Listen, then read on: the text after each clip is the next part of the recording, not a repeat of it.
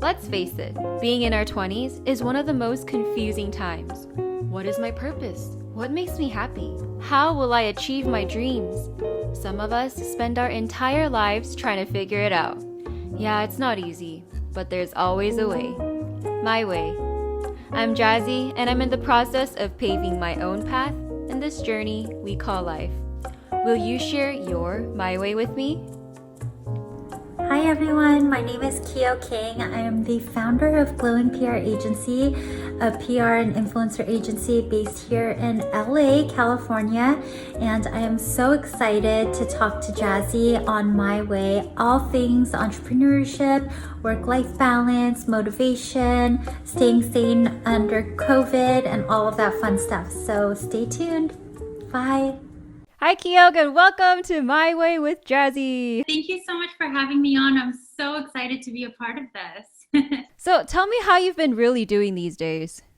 You know, it's been interesting. I actually had a podcast interview yesterday, and it was our second time recording because the first time there were a couple of technical glitches, but it was funny because at the end of the interview, the gal I was chatting with said, like, you feel a lot lighter than the first time we spoke. I've just come to the realization that, like, whatever negativity doesn't serve me or anxiety, especially like with this political climate, the climate change in California with the fires, there's so many factors that can contribute to like a negative headspace. But I just figured like the best thing to do that positively serves me is to like just give myself reaffirmations on like what is positive, what I can focus on. So I hope that I project like a lighter self because I certainly feel that way. But it's been like 7 months into quarantine, and I'm just now getting to that realization. So yeah.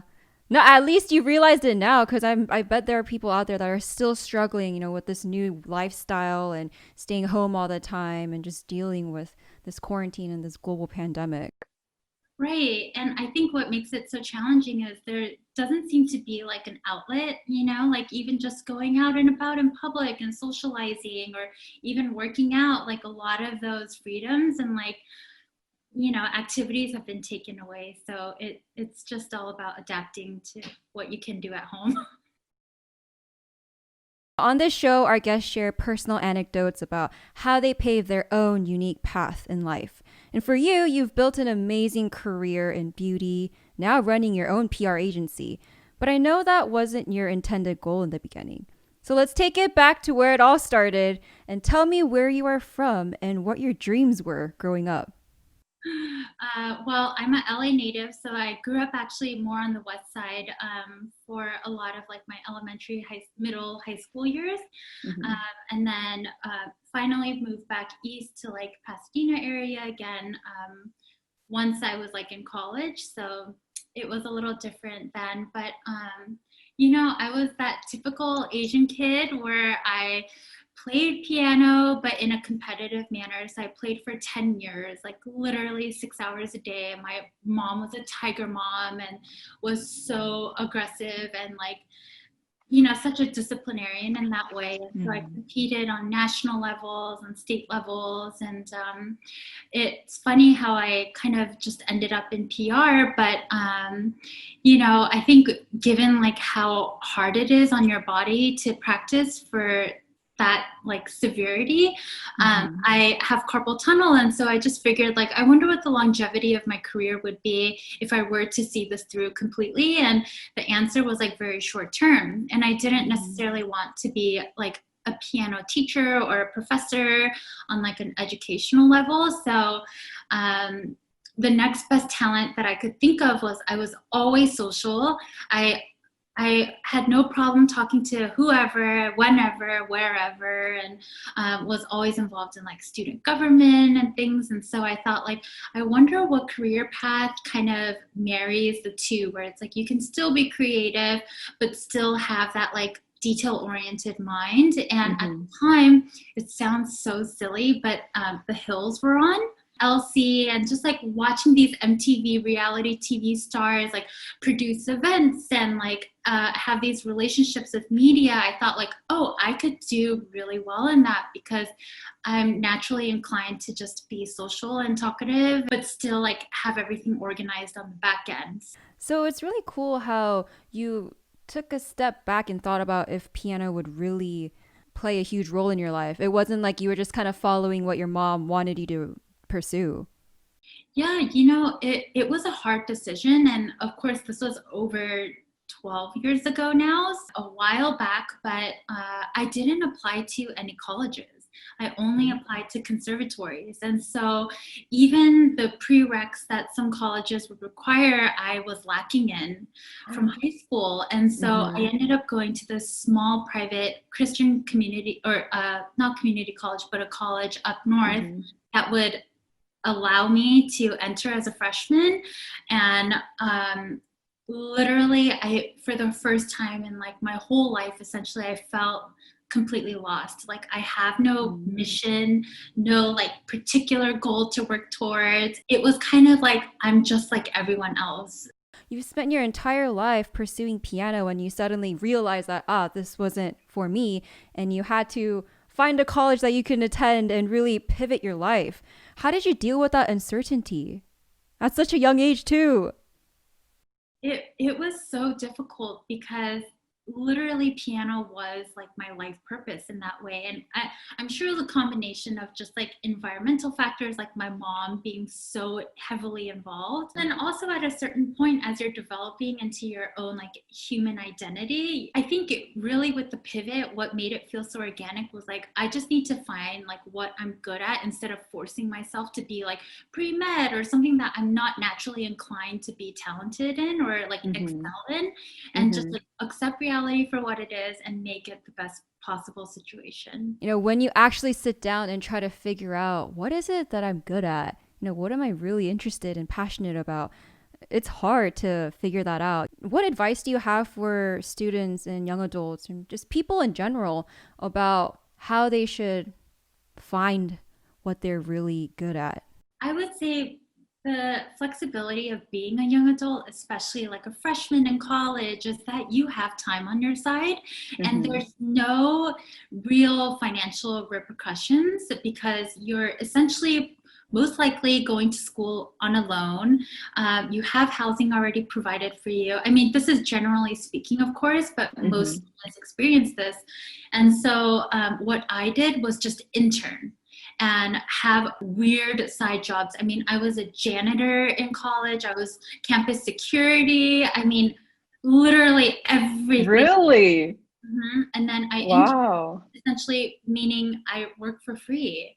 So I made side money doing these weird side gigs. And then, career-wise, then I focused more of my attention on like being available at certain hours. So like every Friday, I would schedule my classes from like 8 to 12, then drive 60 miles into LA and go to my internship and stay in West Hollywood until like 6:30. So it was more about just achieving that balance, but just being super scrappy, like taking any unpaid internship I could just to get my foot into the door and also prove to myself like whether or not I enjoy it.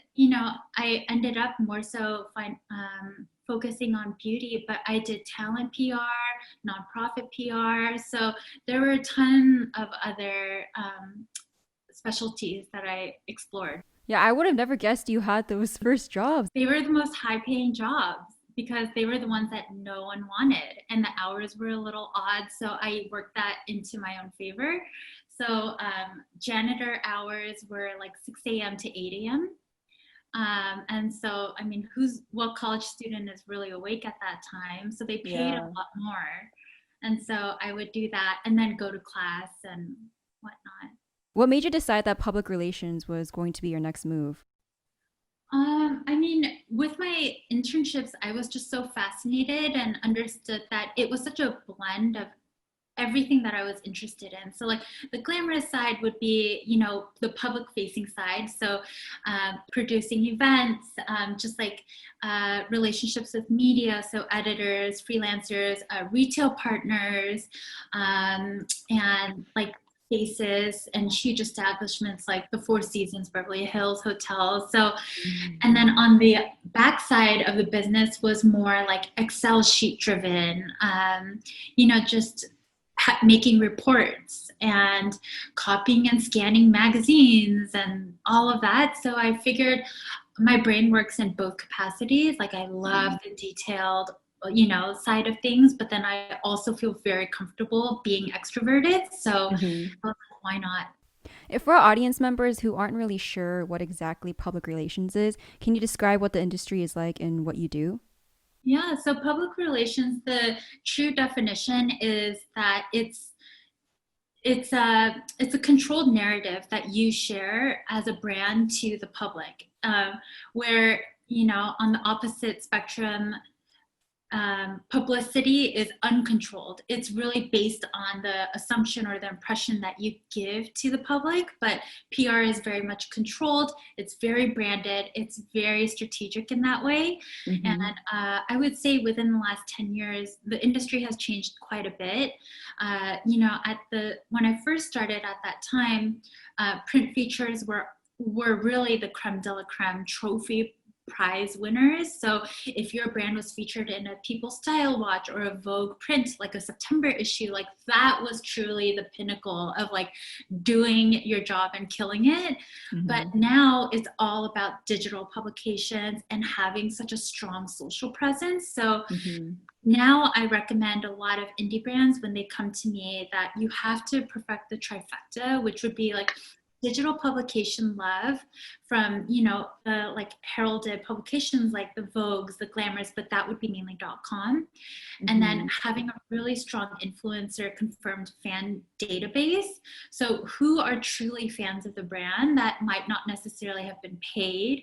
And then in terms of beauty, this would be more like celebrity makeup artists focused as well. Like who are the biggest fans that work with the biggest celebrities. And why did you choose beauty PR?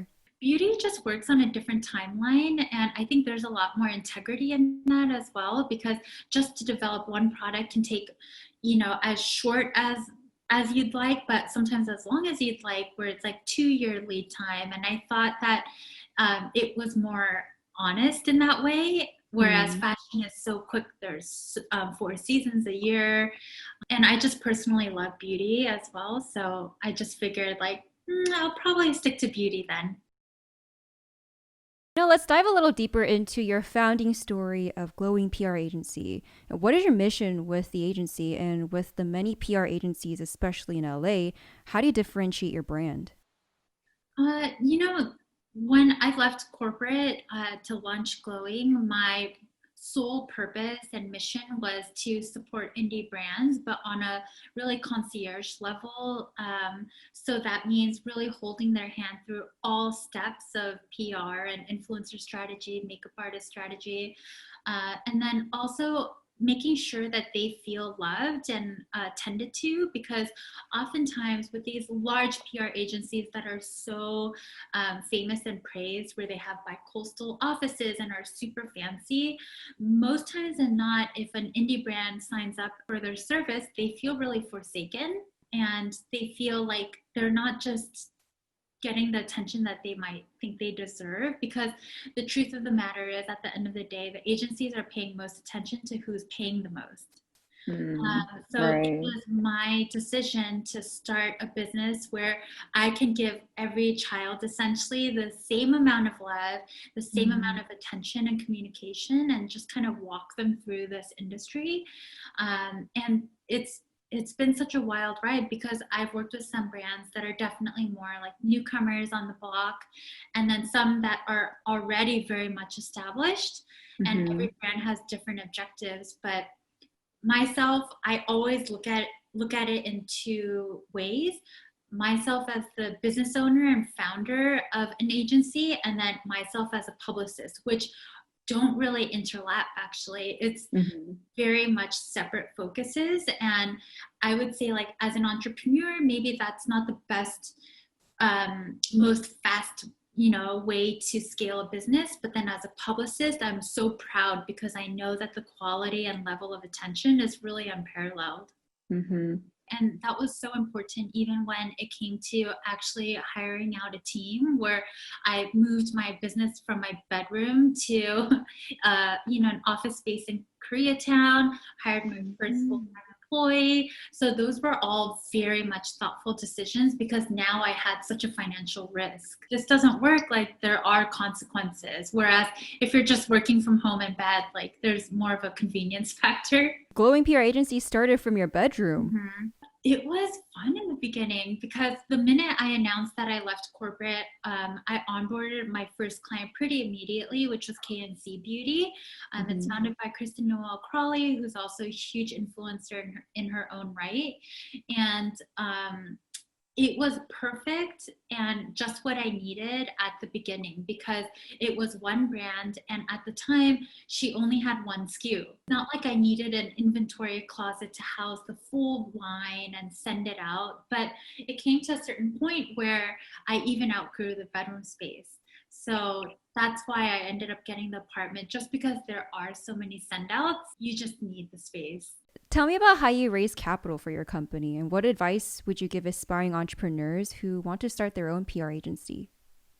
I think that just depends what your business plan is and what your financial goals are. For myself, again, like everything is self-funded. So luckily I've never, the revenue that was being brought in it matched and it supported everything. So like my office space, the team members, and then any sort of additional costs, like producing our own branded events on behalf of our clients. So that just depends. I know some businesses who have angel investors or have VC investors, but I'm just completely self-funded in that way. Wow. So if you're completely self-funded, did you have to work like other side jobs along the way?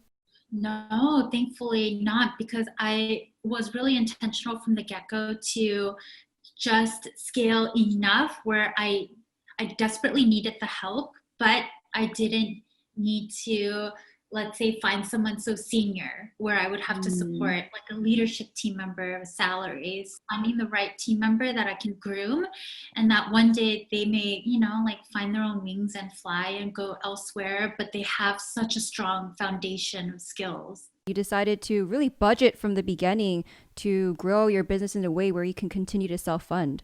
Yeah, and that also has been able to be effective because I have a financial advisor, like a team of professionals behind me, because those are decisions that I personally feel uncomfortable with making, just because I don't feel like I know enough. So I really rely on outsourcing to others who can give me that sound advice. And I think that's really important to keep in mind, like for any business, is just like understand what your strengths and weaknesses are, and whatever you're weak in, like consult with others who can give you that advice.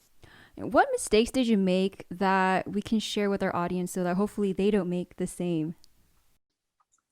Yeah, I mean, I've made quite a few, honestly. I think the biggest is just to trust your gut. If there seems to be a red flag or anything that you might feel uncomfortable with, like on an intuitive level, then most likely it's your body actually reacting and telling you like there's something to be wary of or whatever it might be. And just honor that voice, because as I was building my business, there were certain situations where I felt uncomfortable, or like, I don't know, like I'm hearing something different than what I'm seeing, but what I'm seeing seems so promising. And you just kind of blindly follow that lead because you're hungry, you have other mouths to feed, you also have to survive too on a business level and career, like building my portfolio. But ultimately the relationship quickly soured because that intuition that I chose to ignore was correct all along. When I think of PR, I think of a predominantly female-led industry. Would you say that assumption is true? Absolutely, and especially in beauty. And I also feel like with that comes with its pros and cons. Pros because you don't have to deal with that gender inequality as much as other industries. But cons may be the stereotypical catty nature of when you put women together. So, have you dealt with any drama? And if so, how did you navigate through it? Oh, absolutely. And I think that may have been a contributing factor as to why I ultimately left corporate. When I was at corporate, it was very much a corporate world. I mean, we had a parent company that was international that owned the majority of brands that you see. And we were one of the first acquisitions in LA, at least for luxury beauty. So they quickly scooped up a lot of cosmetics brands here in LA, and it became that much more corporate because now we had another layer to report into, and we had about 45 women, and then we had a different division that was more service oriented that had another like 30 women there, and there were a few males, but not by much. Luckily, I'm still dear friends with all of my former colleagues. I definitely witnessed a lot of catty behavior, and I think what you can do to survive that environment is just like stay in your lane, don't contribute to the gossip, and just have faith that like the truth will always prevail. Like there's no need to be involved, and especially if it doesn't involve you as well. And luckily it really hasn't in a lot of ways, but there have been times too where I hear rumors or certain like slanderous things that are being whispered, and I just always have faith that like ultimately whoever chooses to believe those rumors or those lies, if they're giving me the chance to actually see for their own eyes, then hopefully they can see a different side to me or the situation. But if not, then like I don't really need to win over anyone either. And I think that's the beauty of like getting older and more confident too, is like I don't need to prove myself to anyone. I know my abilities and my strengths. Like everyone has their own lane. As a CEO of Glowing PR Agency, you're an entrepreneur, but you're also an investor when it comes to working with these influencers. You scout and essentially invest in these individuals with social media presence to represent not only your company, but also the brands that are your clients. Do you have a certain type of person that you look for when reaching out or deciding who to work with? And do numbers play a big part? Oh, I would be lying if I said numbers, weren't a factor in our decision making and scouting. But of course, they mean something because ultimately you want to secure the right fit for the brand as well as the right reach, and impressions. And so it kind of is twofold in that way. But ultimately, it just boils down to what the brand objectives are. Are they trying to just create an influencer fan name list, or are they trying to put money behind campaigns? Are they trying to just give gratis product and see who naturally posts and is a fan of the brand? So there are different avenues to take, but I mean, most often than not, brands kind of share all the same goals. It's like you want big confirmed names, you want a large engaged authentic reach, you want beautiful UGC, which is user generated content, so that if they take a beautiful, let's say like flat lay of your product, you can possibly reuse it for social media purposes or like mass emails, things like that, with their permission, of course. So it's more about like what does the brand want to accomplish and like how can we help in that way, because as a PR agency we act more as the middleman between the brand and the influencer or the talent. So for example, you're very familiar with our former client CLE Cosmetics. Yeah, I love their products. Yeah, and they have the CCC cream that is so adaptable and comes in 10 shades. And so they really wanted to highlight the deeper skin tones. So we primarily focused all our attention on finding, women of color that would be interested in a non-toxic beauty brand that wanted the multifunctional aspect and the technology behind it and that beautiful skincare story. So there's a lot of ways you can target and play and just see like who the best fit would be. But ultimately, it's about getting that return, whether it's like them being able to use your name for press opportunities and, to potentially keep you in mind for an upcoming campaign. I personally believe that this word influencer is often misused. And so how does Kiok Kang, the CEO of a PR agency, define this term? I would say influencer, anyone can be an influencer. I think influence, the verb, literally is to somehow impact another person's way of thinking or interest. Some brands may say, we don't want to target any micro influencers that, let's say, have less than 10,000 followers. But I often challenge them to question that assumption and ask, like, why? Because yes, the reach is much more limited than the girls that have millions and millions of followers, but their community is so much more engaged. And as an influencer, your role is really to talk about things that would keep the brand top of mind. So if they're focused on beauty, like, are they interested more in the skincare aspect or more in the technology behind the product development? Or is it more of the founder story? Or is it the brand ethos that they're most interested in? So it's really about just being able to find that voice that can then share your brand mission. During this time, I feel like everyone is really kind of working on growing their social media influence. What advice do you have for some values that people should carry with them through this journey? Yeah, I mean, you always hear like, oh, it's too late to break into the industry. There's too many influencers out there. And I say there's never enough, because there will be a certain natural evolution with the industry and also just the landscape of things. And the girls who do reach that macro influencer mega tier level with millions, oftentimes their scope of work becomes a lot more limited because they're charging a lot higher rates. They are more of like a celebrity basis on that level, like where you can't directly contact the talent because they have a team supporting them. I mean, there are so many restrictions. So there's pros and cons to everything. But I always say, like, as long as you're bringing an authentic voice that provides some sort of value to the community that is interested in what you have to say, then you are an influencer. I love that. Just be authentic and unique and share your own color and story with the world. Exactly.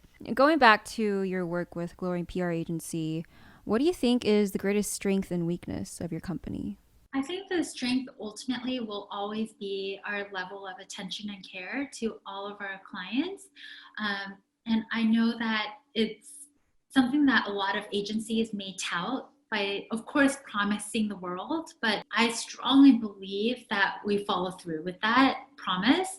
And it's shown in our client testimonials, on just like our working relationships, referral basis that we are so blessed with.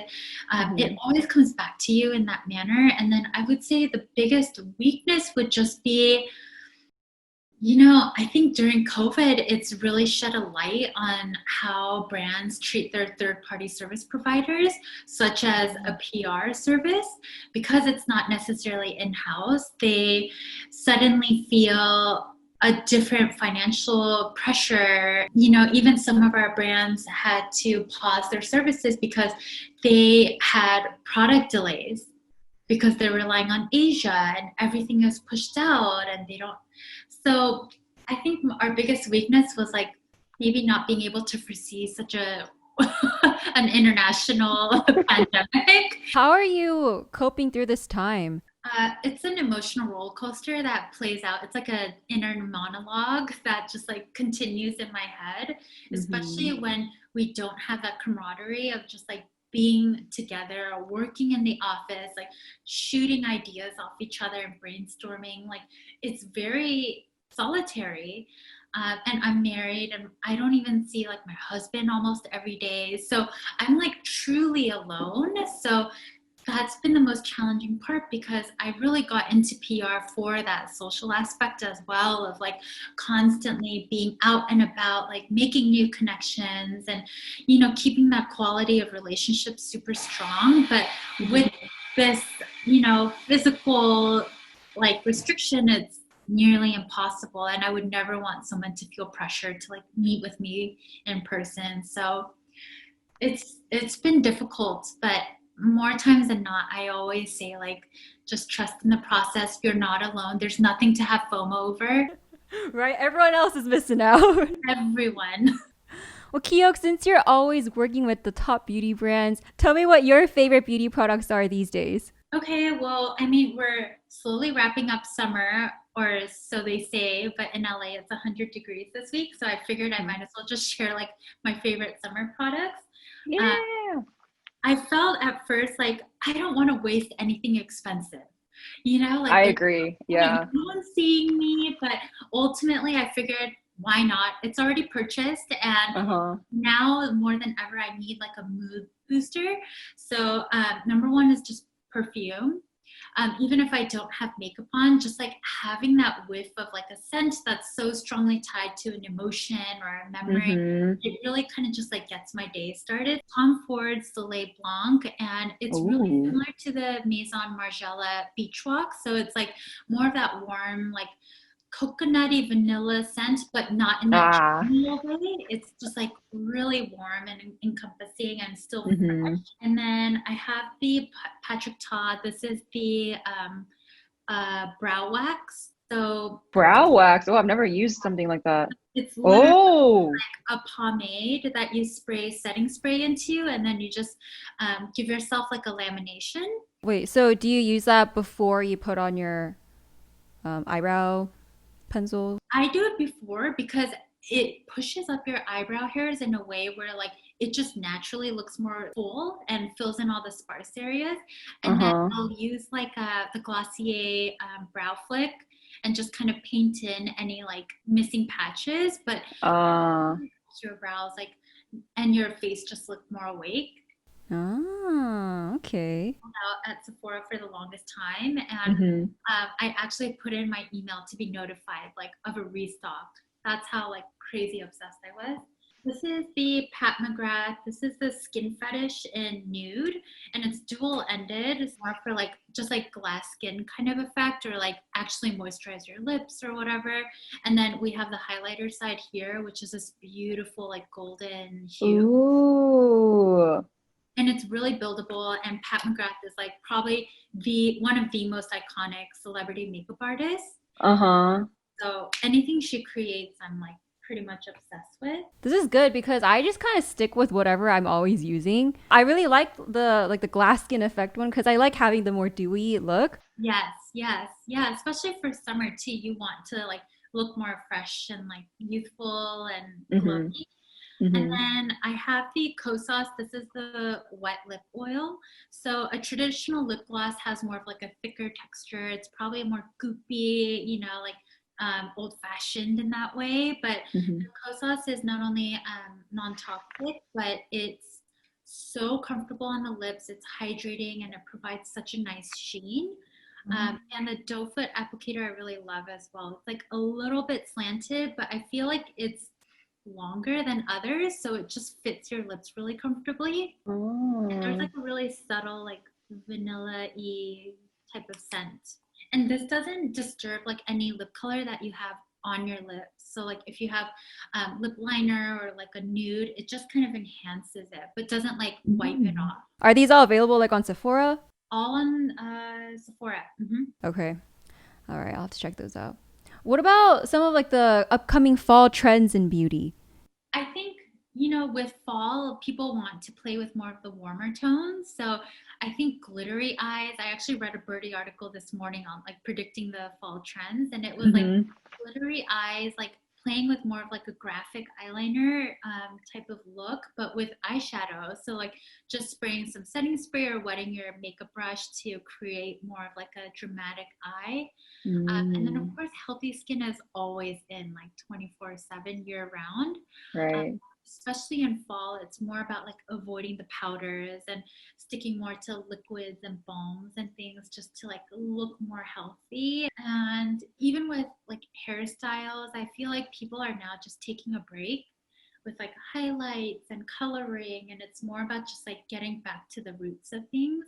I feel like devices are going to be huge, like any skin devices, like pore cleaners, like LED light masks, because a lot of people still might not feel comfortable like getting a facial treatment. It's really about like, what can I do at home in a more holistic manner where like eventually the cost of that device will pay itself off, you know? No, really. The cost of these devices are like a one-time trip to get like a facial or something. But if you just invest some time every day, like it'll still have that same effect. What does beauty mean to you? I think beauty is all about self-expression and like whatever you can do to boost your confidence. I'm all about like a judgment-free zone when it comes to beauty. I have some friends that rock like rhinestones on their face on a daily basis, but it's just Really? yeah, like beauty. Wow. And some people stop them on the street like, oh, are you going somewhere like to a rave or a party? And they're like, no, I just do it for me. And I think there's so much beauty and confidence in that notion, and like having the balls to just fully self-express how you feel and like what you want to portray to the world. And then on a deeper level, I think it's all about discipline, you know, staying on top of your routine and being really diligent with like cleansing thoroughly at night. So it's more of like a twofold thing. It's like the superficial, of course, like the playful manner of things, but then also just being really diligent about, you know, just like the upkeep of things.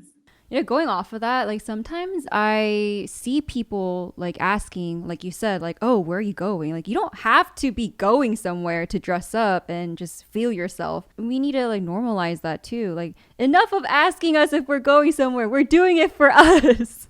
Right. Like, it's rude to ask, like, are you tired because you don't have makeup on? Yeah. And then it's rude to ask, like, you know, to assume we have somewhere really like a gala to attend just because we have makeup and we're made up and done. Exactly.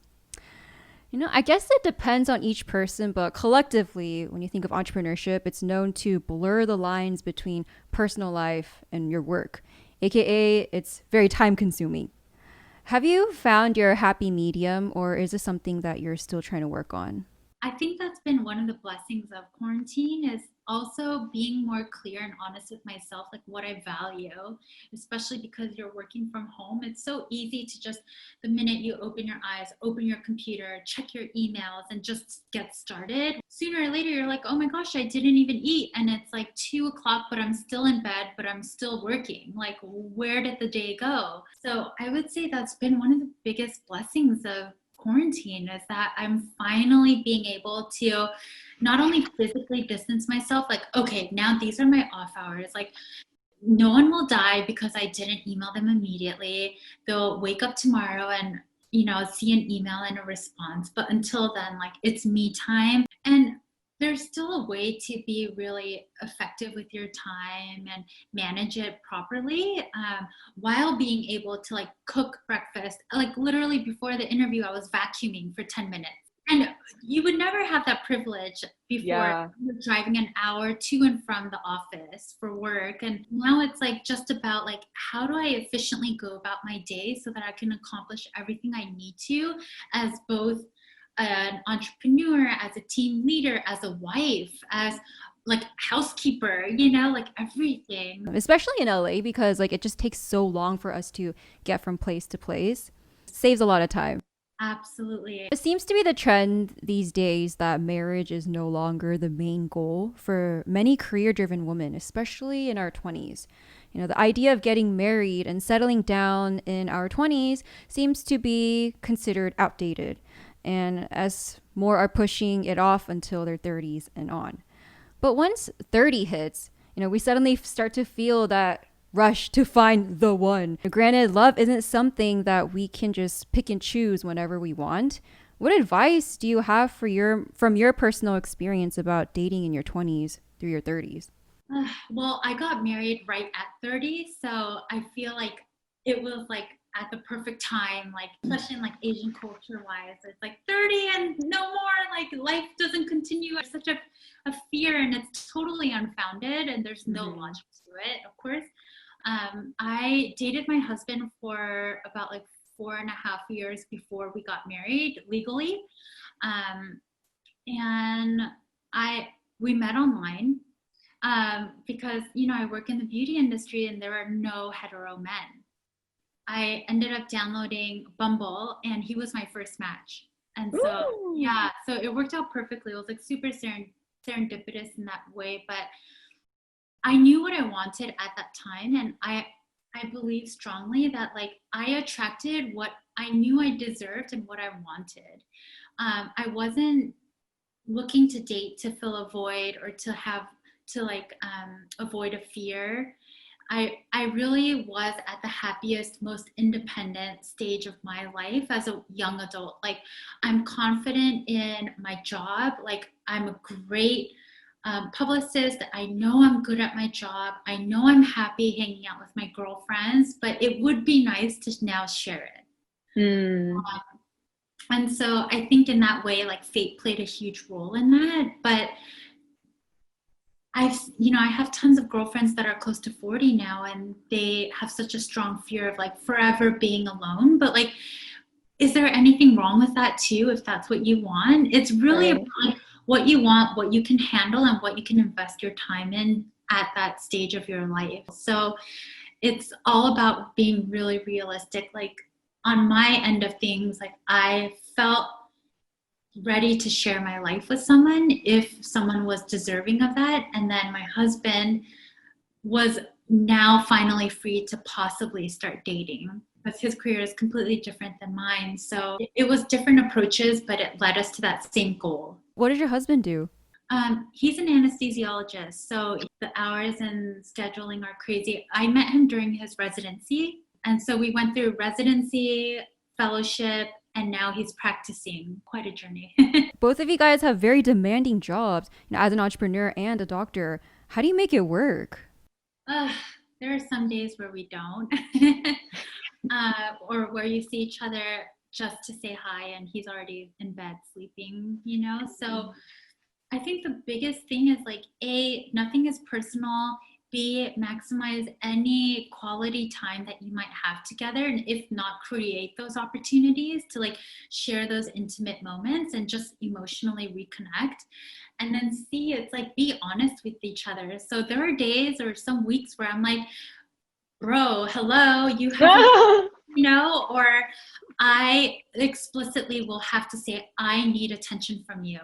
I cannot do this anymore, Mhm. or he'll say to me like, you cannot talk to me. I have to work for the next 5 hours, from Mhm. home. So it's Mhm. really like clear communication, creating that intimacy on like an emotional level, and like also just like sharing the same space as someone, just being really empathetic and understanding, because everyone has their faults and things that they just can't control. Going back to when you first matched with your husband, what was the first date like? It was so much fun. I always remember our first date and it's like such a funny story because I was at my corporate job. It was right in Beverly Hills, so right on Wilshire and Beverly Boulevard, where the Montage Beverly Hills was. It's like a landmark place, and our first date was at Bouchon Restaurant. Yeah, and there's the fancy portion upstairs, and then the bistro downstairs. And the bistro downstairs was like my jam. Like I took all my first dates there because I had to walk downstairs. It was so convenient. Mhm. And then on the dates end, I knew that they had free parking for 90 minutes. And if they didn't want to commit to dinner, then we can just have a drink and like call it a day. Mhm. But I remember with him, like we closed down the restaurant. We stayed until the very end and we were just chit-chatting and gabbering, and it was so fun, the banter and the humor that we shared. And I remember leaving that date being like, oh my gosh, even if this doesn't go in a romantic direction, like I would love to be his friend. Thankfully it didn't go that way. Long distance relationships, personally, something that I can never do. I need to be with my partner. How did you go through that time? Because of COVID, we went 6.5 months without seeing each other. Yeah. And we didn't expect to be apart that long. So it was difficult, but like I said, it's all about communication. Even if we would FaceTime for 5 minutes a night just to say goodnight and like do a quick recap of the day, like you just have to like take it for what it is. Yeah, what advice do you have for couples right now who are probably going through the same thing where because of the pandemic, they can't see each other as often or at all? Just to be thoughtful and like not be so quick to be angry or frustrated or upset. Mm-hmm. A lot of factors are, outside of our control. And it's all about being thoughtful. So even if you just send a text, it's free. It doesn't cost anything. It takes literally 1 second of your day. Sending Postmates, sending flowers, or whatever it might be, whatever the love language is that you most identify with, then just like Mm-hmm. play that up, because now more than ever, I think people need empathy and just like pure love. What is your take on maintaining relationships apart from romantic while pursuing your personal aspirations? It's actually been easier for me because a lot of my work relationships have become friendships. So I never really viewed it as work in that way, where, traditionally speaking, people always encourage you to network and meet as many people as you can and see how you can both work better, for potential partnership later down the line. But I always viewed it as like, who do I naturally click with and like respect and admire and can learn from? And so that separation between like work and personal was a little more blurred because my work contacts were my friends as well. I have only a handful of personal friends, like high school, college friends. Like they're very clear as to like which life stage I was at. So, you almost get locked into time with those friendships because they're over a decade long. Like my best friend and I have been friends for 16 years, and we always joke like we feel like teenagers, like, the stupid high schoolers that we were once, but there's a beauty in that too because it feels so refreshing and you don't feel like there's so much responsibility as an adult. So it's nice to share different times of your life with, different friends. Kiok, what motivates you and how do you maintain that drive? I think just on a really simple basis, I'm conditioned. I think not only as my sex, as a female, but as an Asian female, where I was brought up to always please and, excel and be the best and always have those like self-imposed expectations. Like that's really what drives me. Like I accept nothing less than the best in my effort, in my time, in what I expect from others. And of course, in a fair manner. But I think that motivation to always over deliver and be the best that you could possibly offer at that time is like such a strong driver. Maybe even a fear too, that I might fall short. Some people can be over their 30s and 40s or 50s and they're still trying to figure out what their calling or passion is in this life. What is your advice for those people? I would say it would be to stay open to all possibilities. We're not that generation where you aspire to hold on to one corporate job for 40 years and then, collect your pension at the end of it and retire in Florida. Now more than ever, entrepreneurship is so encouraged and you can be so multifaceted in that manner and be an entrepreneur, be an influencer, have a special interest in, something else and, really be like the Joe of all trades or the Jane of all trades and excel in what you're truly passionate about, because now people are so forgiving and understanding that, working people and like as a human being, you are multifaceted and there are a lot of components that meld together beautifully into creating your identity. Especially during this time, take this time at home to try out something new like me with this YouTube series. Right. Do you have any exciting projects or personal goals that you're working on right now? I do. I am actually working on creating an Instagram filter. So I've been working on that lately. Hopefully it'll launch within the next few weeks. So, I mean, business just goes as usual. We're looking more towards holiday and New Year objectives, but then now, especially with quarantine, I focus more on myself and like building our business profile as well as of course serving our clients, but more so like Mm-hmm. what value can I add as well? And you know, fun AR filter for like Instagram, like that's always interactive, it's fun, you can see a crap ton of analytics on the back end. So again, it's all about like having fun Oh. and engagement and this and that, and then on the back end it's like I love looking at the numbers. What do you think the purpose of these Instagram filters are? It's really about exposure and again like having access to those analytics. Mm. I see, you know, like brands like Summer Fridays have a few really popular filters that many influencers and girls use, and influencers also launch their own Instagram filters because their name reaches a whole new group of users. Ah, gotcha. It's like another avenue for exposure. Exactly. And branding. As much as social media is such a powerful tool to share your message and be able to hold a platform and a forum for conversation and engagement, it's also dangerously, you know, straddling that line between like body dysmorphia, like negative Mm-hmm. mental health and bullying and whatever it might be. And I would say that, you know, social media is not everything because ultimately what social media is PR for yourself. You're controlling that perception that you want to share with others, but that's Mm-hmm. not real life. Real life starts at home. It starts with how you feel about yourself and like what your inner voice is saying to you in your mind and how Mm-hmm. you're feeding your soul and also challenging your skill set and like always pushing forward. And Mm-hmm. that ultimately is what you're going to take with you. Uh, Mm-hmm.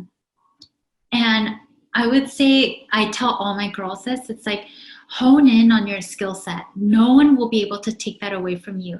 I tell you to create a spreadsheet and it's boring AF, you know, and it's monotonous and repetitive, it hurts your eyeballs, but no one else will teach you this. A, people will just expect you to know it, and B, you'll carry this forever. I guarantee you'll never forget.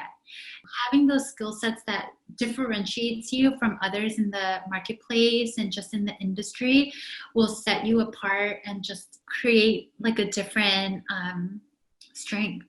So I want to know how you, Kiok, are taking care of your personal health, mental, physical, everything. Well, on a personal level, I was supposed to get married back in August, like for a wedding, not legally. And my goal prior to actually becoming a wife was to get my mental health in order. So whatever, you know, childhood trauma I may have faced or any unfounded fears or, you know, identity, like complex issues, like I would tackle that. So starting from June, I've been having therapy calls once a week, Mm-hmm. and that seems really intense, and it is. There are more weeks than not where I'm like, "Oh, I wish I could postpone this." But that commitment has proven to be so effective because you're actually allowing a voice to speak your deepest, darkest fears and secrets that you would possibly never share, even with your closest friend, let alone a Mm-hmm. spouse or a partner, you know? And so, just being able to have that unbiased sounding board is really valuable to me personally. And Mm-hmm. then also staying active. So the minute I realized, like, I don't think Corona's going away for a while, I ran to Big Five, got really few basic working out like equipment and gear, Mm-hmm. downloaded an app, and I held myself accountable. And if I feel like this week I'm going to allow my body grace, I'm not going to work out, just like not in the mood, then I'll just go for a quick walk outside. And just like getting your body moving is really important because you're literally home all day. What top three advice would you give Kiok Kang in her 20s? Uh, Number one is definitely don't force anything that does not come organically. don't live in a constant state of fear. Like I just always felt like I was being chased. I need to get to the next stage of life and like do the best and be the best and have the best job title and a really solid pay and try to always prove myself. And it's like, what for? That will come to you given the time. So number one is definitely like trust in the process, allow yourself that grace to just accept things for what they are and fully relish in the moment, and not be so anxious. And then number two, I think, is toxic relationship is, whatever slander or gossip or false rumors there might be swirling around you, like that's not a reflection of you. It's a reflection on whoever is saying this, whoever is spreading it, and whoever is believing it without giving you the chance to actually prove or show a different side to yourself in a more compassionate manner. It really all just falls to the wayside. And at the end of the day, it's like useless, non-serving chatter. And then I would say the last advice I would probably give myself is just be more honest with how you feel. If you can afford it and, insurance allows, then like definitely look into therapy, because just having a mental check-in with an unbiased listener is so valuable, because oftentimes what you expect from others is your own shortcomings. It's like what you might not like about yourself the most. But with a therapist, you have a safe environment where you can just like have that open conversation. Kiok, what does success mean to you?